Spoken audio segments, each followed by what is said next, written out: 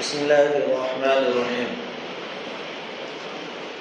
نحمده ونصلي على رسوله الكريم أما بعد أعوذ بالله من الشيطان الرجيم بسم الله الرحمن الرحيم إن الصلاة تنهى عن الفحشاء والمنكر ولذكر الله أكبر والله يعلم ما تصنعون صدق الله العظيم. بزرگوں اور پیارے بھائیوں، رجب المرجب کا مہینہ ختم ہونے کے قریب ہے. بڑا بابرکت مہینہ ہے. اس مہینے کے متعلق ایک واقعہ یہ بھی بیان کیا جاتا ہے کہ اس مہینے میں نبی کریم صلی اللہ علیہ وسلم کو معراج نصیب ہوئی. حالانکہ معراج کی تاریخ اور مہینوں میں اختلاف ہے، لیکن معراج ہونا یہ ثابت ہے، قرآن سے ثابت ہے. معراج میں ایک بہت خاص چیز جو نبی کریم صلی اللہ علیہ وسلم کو عطا کی گئی وہ 5 نمازوں کا تحفہ ہے. آپ اس سے اندازہ لگائیے کہ زکوٰۃ، حج، روزے سب کا حکم زمین پر رہتے ہوئے آیا. جبرائیل علیہ السلام زمین پر آتے تھے قرآن کی آیتیں لے کر، لیکن نماز کا تحفہ آسمانوں پر ملا. کتنے اہم عبادت ہو. نماز بہت بڑی عبادت ہے، دین کا ستون قرار دیا ہے. ہم سے پہلی امتوں میں بھی نماز فرض تھی. قرآن کریم میں اس بات کا اشارہ موجود ہے. حضرت ابراہیم علیہ السلام نے جب اپنے گھر والوں کو مکۃ المکرمہ میں کعبے کے پاس چھوڑا، اس کے بعد وہاں سے جانے کا حکم ہوا تو ابراہیم علیہ السلام نے کیا کہا؟ ربنا انی اسکنت من ذریتی بواد غیر ذی زرع عند بیتک المحرم ربنا لیقیموا الصلاۃ. کہ اللہ یہاں نہ انسان ہے نہ جانور ہے، لیکن پھر بھی تیرے حکم کے مطابق اپنے گھر والوں کو تیرے بیت حرام کے پاس، بیت الحرام کے پاس چھوڑ کر جا رہا ہوں. لیقیموا الصلاۃ، تاکہ وہ نماز قائم کریں. اس سے معلوم ہوا کہ ابراہیم علیہ السلام کی شریعت میں بھی نماز تھی. دوسری جگہ ابراہیم علیہ السلام کی دعا نقل فرمائی، رب اجعلنی مقیم الصلاۃ ومن ذریتی، کہ اللہ مجھے بھی نماز کا پابند بنا اور میری اولاد کو، میری ذریت کو بھی نماز کا پابند بنا. انہی کی نسل میں آگے چل کر حضرت اسماعیل علیہ السلام تشریف لائے. وہ خود بھی نمازی تھے اور اپنے گھر والوں کو نماز کا حکم بھی دیتے تھے.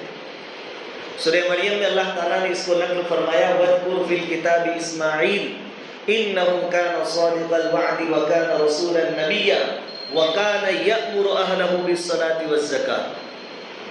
تو اپنے گھر والوں کو نماز اور زکوٰۃ کا حکم دیتے تھے. تو اسماعیل علیہ السلام کی شریعت میں بھی نماز تھی. عیسیٰ علیہ السلام کی پیدائش کا جو منظر قرآن نے نقل کیا ہے، اس میں بھی آگے چل کر حضرت عیسیٰ علیہ السلام فرما رہے ہیں، وَأَوْصَانِي بِالصَّلَاةِ وَالزَّكَاةِ مَا دُمْتُ حَيًّا. مجھے میرے رب نے زندگی بھر نماز اور زکوٰۃ ادا کرنے کا حکم دیا. موسیٰ علیہ السلام، ہارون علیہ السلام، جہاں بھی آسمانی وحی آئی ہے ان تمام امتوں پر نماز فرض تھی. یہ بات اور ہے کہ نماز کی کیفیت اور ہیئت جو ابھی ہمارے لیے ہیں وہ ان کے لیے نہیں ہوگی، الگ ہوگی. جس طرح ہم نماز پڑھتے ہیں ممکن ہے کہ ان کی نماز کا طریقہ کچھ اور ہو، اور ہمارے اوپر 5 وقت کی نمازیں فرض ہیں. ممکن ہے کہ ان کے اوپر اس سے کم نمازیں فرض ہو. چنانچہ ابو داؤد شریف کی روایت سے معلوم ہوتا ہے کہ اگلی امتوں میں عشاء کی نماز فرض نہیں تھی. عشاء کی نماز صرف اور صرف اس امت کی خاصیت ہے. اس امت کو نصیب ہوئی عشاء کی نماز. اور ایسی بات بھی نہیں ہے کہ معراج ہونے سے پہلے نماز فرض نہیں تھی. شروع کا زمانہ تھا مکہ میں، اس وقت بھی نبی کریم صلی اللہ علیہ وسلم اور آپ کے ماننے والوں کو نماز کا حکم تھا. چنانچہ سورہ مدثر کی جو شروع کی آیتیں ہیں وہ اس پر دلالت کرتی ہے، یا ایھا المدثر قم فانذر، کھڑے ہو جائیے، دین کی تبلیغ کیجیے، وربک فکبر، اور اپنے رب کی بڑائی بیان کیجیے، یعنی نماز قائم کیجیے۔ اس وقت میں صرف 2 نمازیں تھیں معراج سے پہلے، آفتاب نکلنے سے پہلے اور آفتاب غروب ہونے سے پہلے 2 نمازیں تھیں۔ اسی طرح رکعتوں کی تعداد بھی 2 تھی، 2 رکعت۔ عائشہ رضی اللہ تعالیٰ عنہ سے روایت ہے کہ نمازیں 2 رکعت تھی، پھر 4 کر دی گئی، اور سفر کی حالت میں ابھی بھی 2 باقی ہے کہ آدمی قصر کرے 2 رکعت نماز۔ جب معراج نصیب ہوئی اس میں 5 نمازوں کا حکم آیا۔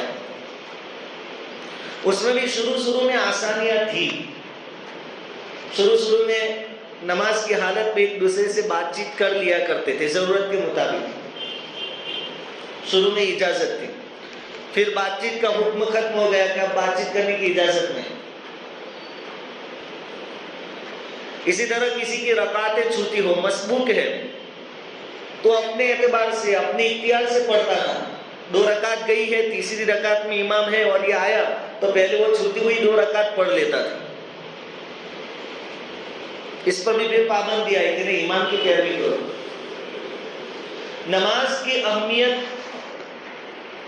اس کے لیے اتنی بات کافی ہے کہ نبی کریم صلی اللہ علیہ وسلم نے کیا فرمایا، من ترک الصلاۃ متعمدا فقد کفر، جس نے جان بوجھ کر نماز چھوڑی وہ کافر ہو گیا۔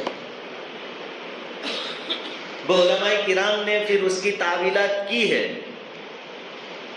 ورنہ حدیث یہ ہے کہ جس نے جان بوجھ کر نماز چھوڑی وہ کافر ہو گیا۔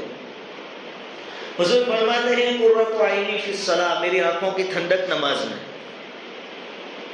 حضور صلی اللہ علیہ وسلم سے جو لوگ بیعت ہونے کے لیے آتے تھے، دوسری باتوں کے ساتھ ساتھ حضور صلی اللہ علیہ وسلم نماز کا عہد بھی لیتے تھے کہ اس بات کا وعدہ کرو کہ تم نماز کو قائم کرو گے۔ بیعت میں اس کا تذکرہ ہوتا تھا۔ نماز ایک ایسی عبادت ہے کہ دوسری عبادتوں کے مقابلے میں اس کو کچھ خصوصیات حاصل ہیں، یعنی نماز میں وہ چیزیں ہیں جو دوسری عبادتوں میں نہیں پائی جاتی۔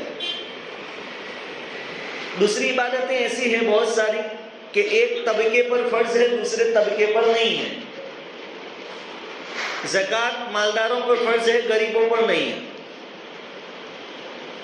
روزہ تندرستوں پر فرض ہے، بیماروں کے لیے پھر قضا کرنے کی اجازت، چھوڑ دینے کی، اور اگر شیخ فانی یا ایسی بیماری کہ پھر اچھا ہی نہیں ہوا تو آپ فدیہ بھی دے سکتے ہیں۔ ایک طبقے پر فرض، دوسرے پر نہیں۔ حج، آپ مکہ المکرمہ جانے آنے کا خرچہ بھی آپ کے پاس ہو اور آپ کو تندرستی بھی ہو تو آپ پر فرض ہے۔ اگر خرچہ نہیں ہے، غریب ہے یا تندرستی نہیں ہے تو ابھی حج آپ کا فرض نہیں ہے۔ اگر جہاد کی ضرورت پیش آئے تو وہاں حکم کیا ہے کہ مرد اور نوجوان جہاد میں شریک ہوں گے، عورتیں، بچے اور بوڑھے شریک نہیں ہوں گے۔ لیکن نماز ایک ایسی عبادت ہے کہ جو سب پر فرض ہے، کسی طبقے کے لیے معاف نہیں۔ غریب ہو تو بھی نماز، مالدار کے لیے بھی نماز فرض، تندرست آدمی کے لیے بھی نماز فرض، بیمار کے لیے بھی فرض، اور مقیم جو اپنے وطن میں ہے، اپنے گھر میں ہے، اس کے لیے بھی فرض، اور اگر سفر میں ہے اس کے لیے بھی فرض۔ نماز کے معاملے میں کسی کو کوئی رخصت نہیں، کوئی اجازت نہیں، نماز بہرحال آپ کو پڑھنی ہے۔ دوسری عبادتیں ایسی ہیں کہ اس کے جو شرائط ہیں وہ کامل طور پر پائے جائے تو آپ کو کرنی ہے، اور اگر کامل نہیں پائے جاتے، آدھے شرائط پائے جاتے ہیں تو آپ کے لیے حکم نہیں کہ آپ آدھا کریں آدھا چھوڑ دیں۔ مثال کے طور پر روزہ رکھنا سورج غروب ہونے تک ضروری ہے۔ اب کوئی آدمی کہے کہ پورا دن تو میں بھوکا نہیں رہ سکتا، ظہر کی نماز تک کی میری کیپیسٹی ہے تو میں ظہر تک کا روزہ رکھوں، وہ نہیں چلے گا۔ کوئی آدمی یوں کہے کہ میرے پاس مکہ المکرمہ تک کا خرچہ نہیں ہے، میں جدہ تک جا سکتا ہوں تو میں جدہ جا کر حج کر لوں گا، وہاں سے واپس آ جاؤں گا، کہا کہ نہیں، طاقت نہیں ہے پوری تو پھر پورا کام نہیں کرنا ہے، ادھورا کام نہیں کرنا ہے، مت کرو. جب طاقت آ جائے، خرچہ پانی کا بندوبست ہو جائے تب جائیے. لیکن نماز ایک ایسی عبادت ہے کہ آپ کے اندر پورے شرائط نہیں پائے جاتے، آدھے پائے جاتے، تو آپ کو کہا گیا کہ آدھا کام بھی کرو. کوئی آدمی کھڑے ہو کر نماز نہیں پڑھ سکتا تو اس سے یہ نہیں کہا گیا کہ اب تم کھڑے نہیں ہو سکتے تو اب تم کو نماز معاف ہے، ایسا نہیں. کھڑے نہیں پڑھ سکتے، بیٹھ کر پڑھو. بیٹھ کر نہیں پڑھ سکتے تو پہلو کے بل لیٹ کر نماز پڑھو، اشارے سے پڑھو، لیکن نماز بہرحال آپ کو پڑھو.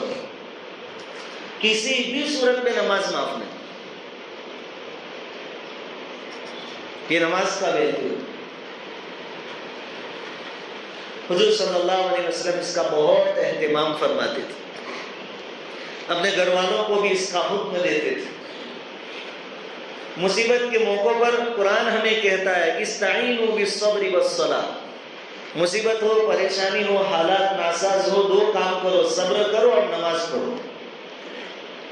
حضور صلی اللہ علیہ وسلم نے پریکٹیکلی طور پر ایسا کر کے بتایا ہے. کوئی ضرورتیں ہیں، صلاۃ الحاجت پڑھو، اللہ رب العزت کے سامنے ہاتھ پھیلاؤ. رمضان کا مہینہ آ رہا ہے، اللہ رب العزت ہر ایک کو رمضان نصیب فرماوے اور اس کی قدردانی کرنے کی توفیق عطا فرماوے، تندرستی عطا فرماوے. ابھی سے اپنی نمازوں کا دوز بڑھا دیں. ابھی سے ماحول کیا ہے کہ ہمارے گھر میں عورتیں رمضان کی تیاری میں لگ گئی، سموسے کے پر آ رہے ہیں، قیمہ بن رہا ہے، یہ سب چالو ہو گیا. اس سے کہیں زیادہ ضرورت ہے عبادتوں کی تیاری کرنے، اور وقت آنے سے پہلے اس کی تیاری ضروری ہے. اس لیے علماء کرام اور مشائخ وہ فرماتے ہیں کہ رجب بیج بونے کا مہینہ ہے، شعبان کھیتی کو پانی پلانے کا مہینہ ہے، اور رمضان کھیتی کو کاٹنے کا مہینہ ہے. اگر آپ نے رمضان تک عادت ہی نہیں بنائی تو رمضان میں مشکل ہو جائے گی. شروع کے 2-4 دن آپ تہجد بھی پڑھ لیں گے سب، پھر اپنی روٹین پر آ جائیں گے واپس. ارے بھائی، کرکٹ کھیلنے سے پہلے بھی آدمی اس کی پریکٹس کرتا ہے. یہ تو رمضان آ رہا ہے، اس کی تیاری پہلے سے ہونی چاہیے. اپنے آپ کو تیار کرے، ذہنی اعتبار سے بھی اور جسمانی اعتبار سے. ابھی سے نمازوں کا دوز بڑھا دیں. نماز کے لیے ہم مسجد میں آتے ہیں، مسجد اللہ کا گھر ہے، اس کا ادب اور احترام بہت ضروری ہے. اللہ کے سامنے عاجز بن کر کھڑے ہونے کا حکم ہے. نماز کا ویلیو اسی لیے زیادہ ہے کہ نماز میں ایک تو توحید ہے کہ بندہ اللہ کے ایک ہونے کا اقرار کرتا ہے اور اپنے بندے ہونے کا اقرار کرتا ہے کہ میں کچھ بھی نہیں ہوں، تو میرا آقا اور مالک. اس لیے علماء فرماتے ہیں کہ جب بندہ ہاتھ اٹھاتا ہے قبلے کی طرف تو گویا وہ شرک، کفر اور دنیا کی دوسری تمام طاقتوں کا انکار کر دیتا ہے. اس کو مشائخ اور علماء کہتے ہیں یہ دنیا ہے. تو نماز میں اس کو پیچھے کر دیتا ہے کہ دنیا گئی پیچھے، اب میں میرے اللہ کے سامنے ہوں. پھر اللہ کے سامنے بالکل ہاتھ باندھ کر ایسے کھڑا ہوتا ہے جیسے کسی غلام سے کوئی غلطی ہو گئی ہو، کوئی گناہ ہو گیا ہو، اور وہ اپنے آقا کے سامنے شرمندگی کے ساتھ کھڑا ہو. پھر اپنے آقا کو راضی کرنے کے واسطے اس کی تعریف میں کچھ کلمات کہتا ہو. ایسے نمازی آدمی بھی اللہ کی تعریف بیان کرتا ہے. پھر اپنے آقا کو راضی کرنے کے واسطے کبھی آدمی جھک جاتا ہے، نمازی آدمی کبھی رکوع میں چلا جاتا ہے. اور پھر ابدیت کی انتہا، یعنی اپنی ناک، جس کی وجہ سے آج دنیا میں کئی زیادہ لڑائیاں ہو رہی ہیں ناک کے مسئلوں کی وجہ سے، اس ناک کو آدمی اللہ کے سامنے رگڑتا ہے زمین کو. یہ نماز کی شان ہے، اس لیے اس کا ویلیو بہت ہے. تو نماز کی اہمیت کو جانے سمجھے، اور جس جگہ نماز ادا کی جاتی ہے مسجد، اس کے ویلیو کو بھی جانے، اس کی عزت کرے، تعظیم کرے. صفوں کی ترتیب، ابھی جماعت کھانے میں جگہ خالی ہے، آپ آ کر پہلے سے ہی باہر بیٹھ گئے یا دیوار سے ٹیک لگا کر بیٹھ گئے بغیر عذر کے، عذر ہو تو الگ بات ہے. جتنے آگے رہیں گے اتنی اللہ کی رحمت جلدی نصیب ہوگی. اللہ کی رحمت پہلے امام پر نازل ہوتی ہے، پھر پہلی صف پہ سیدھی طرف والے لوگوں پر نازل ہوتی ہے، پھر بائیں طرف والے. اگر ہم پہلے سے ہی اخیر میں بیٹھ گئے تو ہمارا نمبر بہت لیٹ آئے گا. اس لیے صفوں کی ترتیب کے ساتھ بیٹھیں. بہت سارے لوگ نماز میں جمائی لیتے یعنی بگا سے کھاتے تو آواز بھی نکالتے یوں کرتے گدھوں جیسے. مسجدوں کا حال بہت خطرناک ہے. باتوں کے بغیر ہم رہ نہیں سکتے، بے چین ہو جاتے. فرشتوں کی لعنت ہوتی ہے ایسے لوگوں. یہ اللہ کا گھر ہے. آپ کسی جج کے سامنے ایسے نہیں بیٹھ سکتے پیر لمبے کر کر ٹیک لگا کر.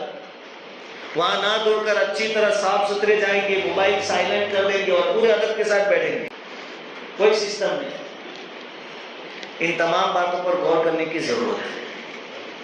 بہرحال رمضان کا مہینہ آ رہا ہے اور یہ نماز تو مرتے دم تک ہمیں پڑھنی ہے. اللہ تعالیٰ کہیں سنی باتوں پر عمل کی توفیق